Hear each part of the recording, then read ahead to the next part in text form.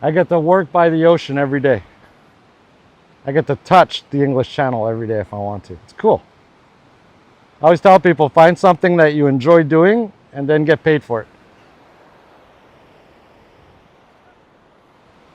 It really is a good gig. And we talk about stuff we like to talk about. And I got more stuff to show you.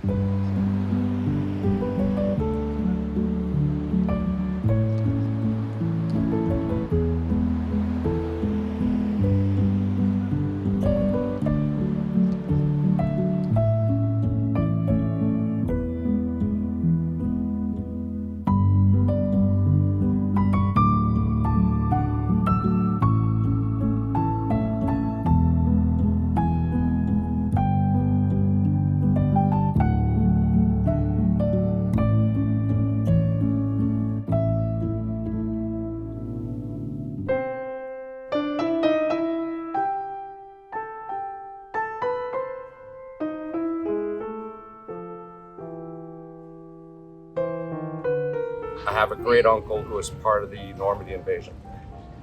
So, as life had it, I decided to come and live in Normandy, and I gave up my acting career to come and pursue a different dream. Well, Eric took me on a tour of the Juno assault at Normandy. He's the kind of guy that you're going to have in the car, and he's going to make it light when it should be light and serious when it is supposed to be serious. But he has great recollection. He can tell you how many ships were out there. He can tell you what units, where they landed. He knows about tanks and planes and the specific units that do stuff, but he's also able to zoom out in a really wonderful way. When you talk about 1944, the most desperate throes, that Germany is throwing everything they can to avert disaster. And in doing so, they expend themselves to a point. They lose the war here. The war's lost here. And I think that what he does is he underscores that with his knowledge and the way he can tell you about individuals that were key in this event.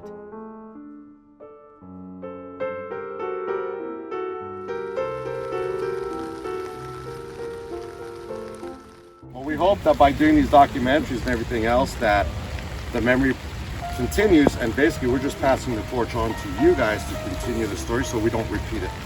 You know, I think that's the lesson too. I don't want to lose another Prinkella or a Muck or a Cole or a Esposito or a Watt, or so on and so forth. All right, it's the greatest generation. And why are they the greatest generation?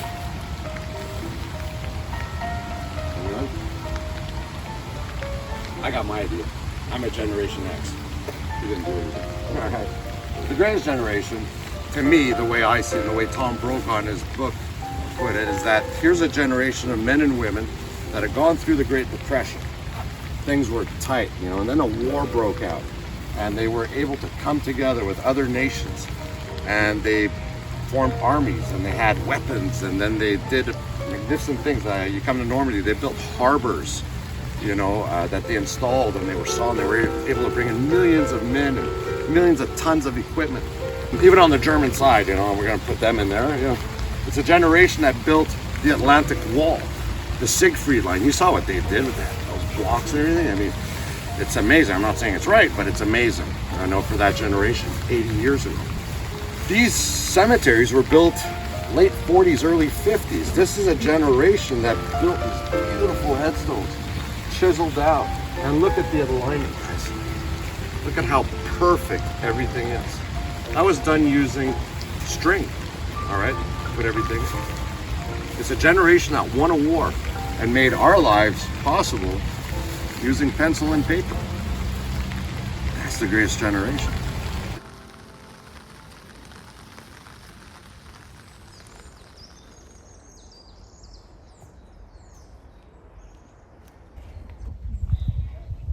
Suddenly Garnier, he turns around and goes, "What are you looking at?" Same reaction, the kid, and he pointed to his missing leg. So Garnier said, "You know, I lost my leg here 50-some years ago. I'll give you $5 if you find it." You know, I can recall things. That guy is a walk-in library.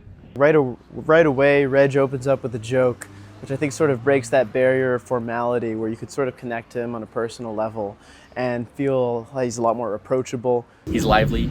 He kind of brings it to life, you know? Like his first introduction to us was a joke to kind of, break the ice a little bit, but now I trust him. I think humor is absolutely key. It's like you're hooked to get people. So when I, when I teach Nazi Germany and even like when I teach World War II, I love to tell my students facts that are super funny. Like Hitler had terrible breath and he was a vegetarian and he farted a lot. So when we went to the Hertigan, the battlefield, and out there and seeing the pill boxes and things like that, he gives us idea of the dragon's teeth and how long these things went on and all of that. He told a story that he was very much aware of, and he understood the nomenclature and design and what they were all about. And you had no doubt what you were looking at after you were done with him. He's putting his own experiences into a lot of our tours that we have today. Like he actually had an experience with a member of the family of one of the individuals who escaped here. I don't think you can really just replicate that so easily. These are really traumatic events that happened. If you're looking at the military history or the Holocaust, you have to find ways to deal with that history on a daily basis. And humor is one of them. And that's the thing you can do. You can make movies about men, but you treat them and you portray them with respect. You can't use bulldozers to destroy stuff for commercial purposes. That's not the way to do it. It's one thing you have to keep in mind. If you talk about young, brave Americans, young guys, and you make something, documentary or anything about them, on the top list of the words you should never forget is respect.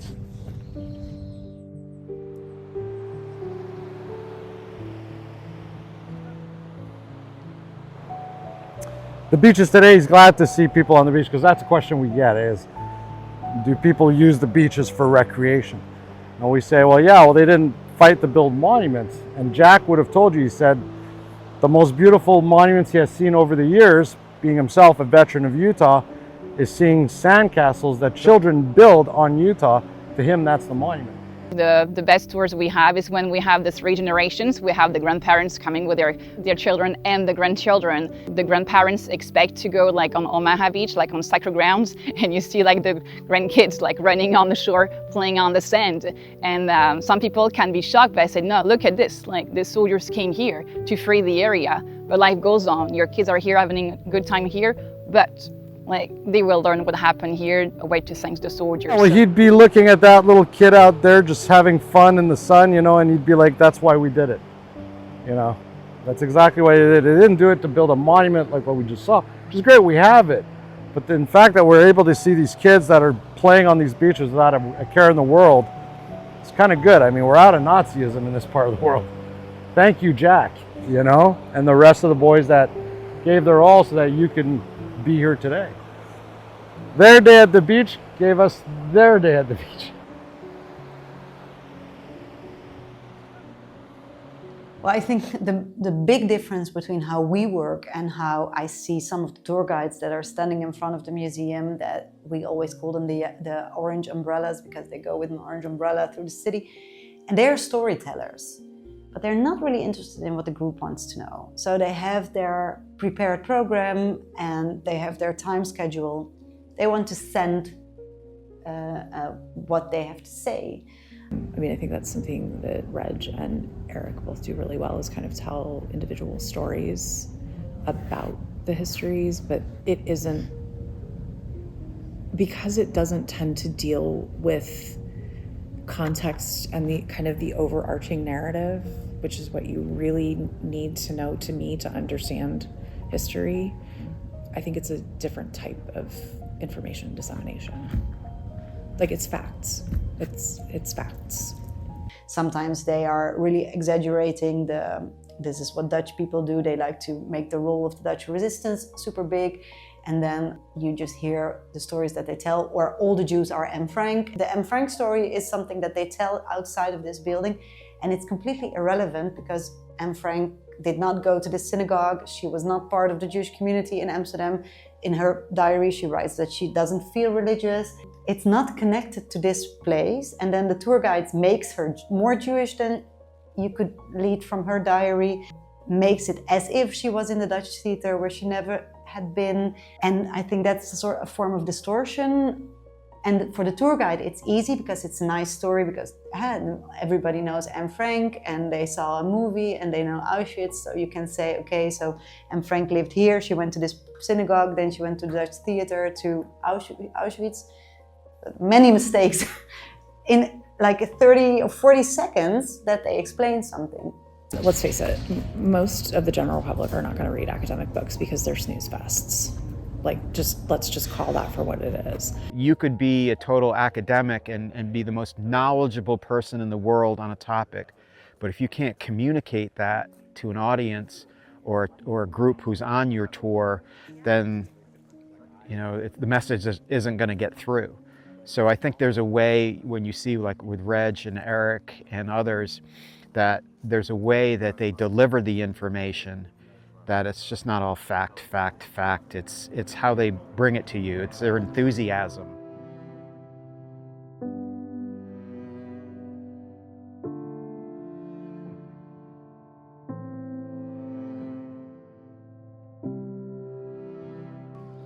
Well, right now I'm standing at the American Cemetery Memorial, and I could talk about the American Cemetery Memorial in a classroom setting, and I could show you pictures of it, but it's not going to be as meaningful as what you're seeing behind me right now. Seeing the vastness of how many men are buried here. I mean, behind me are 9,387 headstones. That doesn't speak in front of a classroom on a piece of paper, I think. To teach history and being on these sites, you're able to use the landscape in order to convey the message to people, as I don't think I can do that in a classroom. Well, of course, everything in the classroom lacks that element of actually being in the spaces. I think envisioning, for example, some of the atrocities that took place here, whether that's the massacres or the battle sites, for instance, knowing that people were engaged in such violent confrontations, you sort of almost feel an energy there. Maybe it's just because you know about it, but there is an energy there. And obviously my experience in the Marine Corps, visiting certain sites of the past and understanding the behind the scenes of what's going on with the average soldier's point of view in battle. It was definitely interesting to actually be in the spaces that they were at and seeing the same sort of positions that they were fighting at that we would have training for. So it all just came together really well, and it was a very interesting experience. The tour guide is not supposed to drop the microphone whole bus ride on when we are certain area. Even if they are out of the line about a certain information, their job is to keep talking. Because if tour guide's going silence and then the tourist is thinking something else, and then they start thinking their own thought or kind of daydreaming or something, tourist doesn't want that. It's like somehow it's like some filmmaker, because we don't want audience to leave my story. We want audience to keep being engaged in my story. You have to be prepared to tell that story in full, and you can't fudge it. So you have to put together a plan, almost an academic approach to it, because it's not about statistics, but it's about strategy. It's about people caught in the crucible of war. Important that you lay out the context. Why is this event important?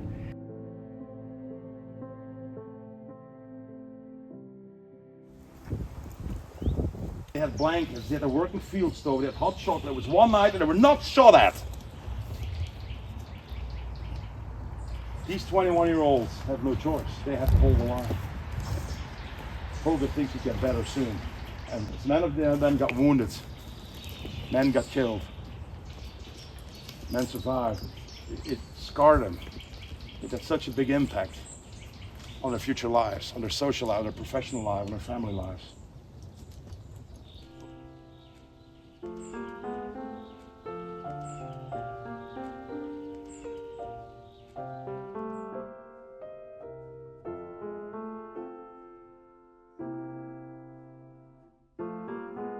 When I was a kid, I was surrounded by veterans, but they were my high school teachers. They were, like, nobody cared.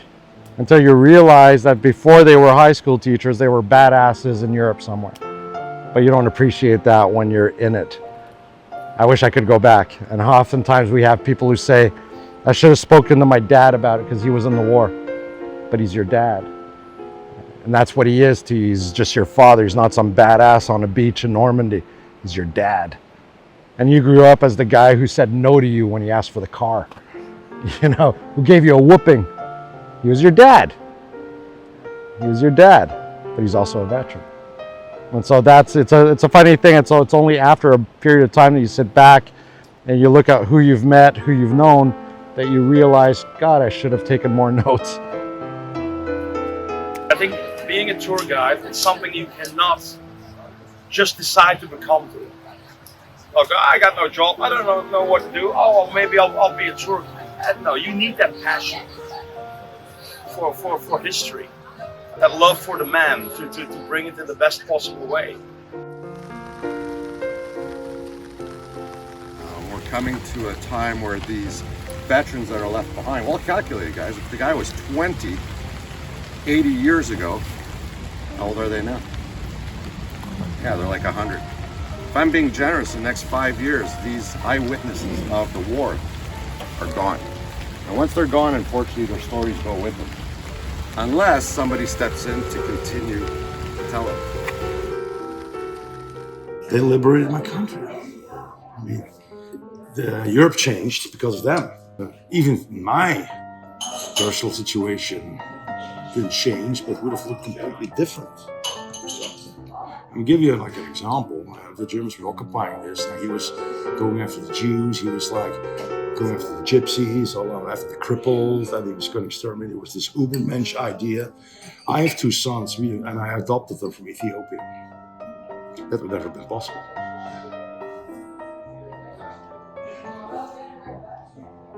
So I always had like these veterans, I can never pay them back. What I can do is try to make sure they're not forgotten. That's why I do it.